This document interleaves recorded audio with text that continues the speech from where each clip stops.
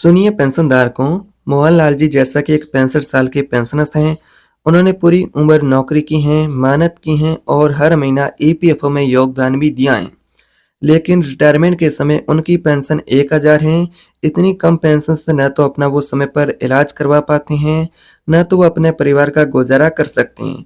तो ये एक अकेले नहीं है, देश के ऐसे लाखों ईपीएस के पेंशनर्स वो इसी स्थिति से जूझ रहे हैं। इसी हालात को देखते हुए पेंशनभोगियों ने सरकार से मांग भी की है कि सरकार पेंशन की राशि में इजाफा करे। अब सरकार और ईपीएफओ मिलकर के विचार करें कि न्यूनतम पेंशन को 1000 से बढ़ाकर 7500 किया जाए। अगर ये प्रस्ताव लागू होता है तो करोड़ों बुजुर्ग पेंशनभोगी उनकी जिंदगी बदल सकती है। लेकिन प्रस्ताव की हकीकत क्या है, आइए जानते हैं। आप या फिर आपके घर में भी ईपीएस के पेंशनभोगी हैं या फिर आप स्वयं हैं, तो आपके लिए महत्वपूर्ण जानकारी, कुछ नए अपडेट और पेंशन से जुड़े कुछ नए संकेत भी मिले, उनके बारे में बात करेंगे।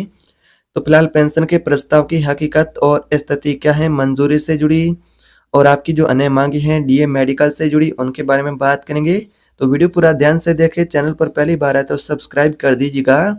अभी पेंशन वर्तमान में बात करें तो 1000 है। काफी समय से यूनियन पेंशन संगठन ईपीएस पेंशनभोगी यही मांग करते आ रहे हैं कि सरकार इसे बढ़ाए और 7500 करे। सरकार भी इस मांग को लेकर अभी विचार कर रही है पेंशनभोगी, क्योंकि ये भी एक मजबूत मांग है। अब बात करते हैं कि पेंशन की बढ़ोतरी का लाभ किनको मिलेगा और किनको नहीं मिलेगा, कितने पेंशनभोगी इसके तहत आती हैं। ये प्रस्ताव अगर लागू होता है तो करीब ईपीएस के 60 से 78 लाख लाभार्थी पेंशनभोगी इस पेंशन की कैटेगरी में आएंगे। उन सभी को यह फायदा हो सकता है, खास तौर पर वे लोग जो अभी 1000-2000 पेंशन से गुजारा कर रहे हैं।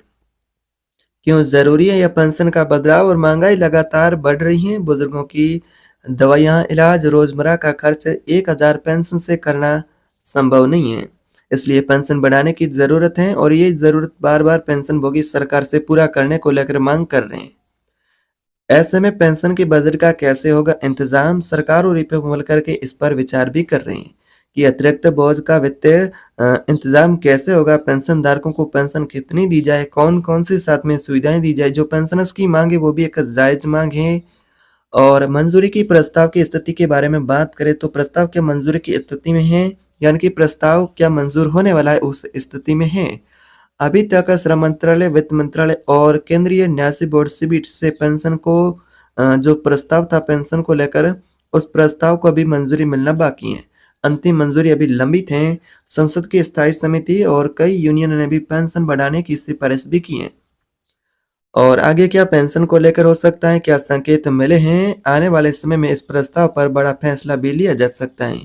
अभी फिलहाल ये प्रस्ताव लंबित हैं। अगर लागू होता है तो ईपीएस पेंशन धारक के उनको अच्छा फायदा होगा, उनका बेहतर जीवन होगा, क्योंकि उनको सम्मान और आर्थिक मदद दोनों मिलेगी। तो अगर आप भी एक ईपीएस पेंशनभोगी हैं या फिर आपके घर में ईपीएस के पेंशनभोगी हैं, उनके साथ ये जानकारी जरूर शेयर करें। तो दोस्तों, ईपीएस पेंशन को 7500 करने का प्रस्ताव अभी विचाराधीन है। सरकार इसे तैयारी कर रही है, जोरों पर है प्रस्ताव को लेकर विचार और तैयारी। अगर ये लागू होता है तो बुजुर्गों की जिंदगी में बड़ा बदलाव आ सकता है, लेकिन अंतिम फैसला सरकार को ही लेना है। प्रस्ताव सरकार के हाथों में है, पेंशनभोगी ने सौंप दिया है। लेकिन अब आपसे एक सवाल है, क्या आपको लगता है कि यह पेंशन का आपका जो मांग है वो पूरा होगा? क्या आपका पेंशन 7500 रुपये एक पर्याप्त पेंशन है और या फिर इसे और भी बढ़ाया जाना चाहिए? आपकी राय क्या है, कमेंट बॉक्स में बताना है। और वीडियो को ज़्यादा से ज़्यादा शेयर करें। मिलते हैं अगले नए अपडेट के साथ।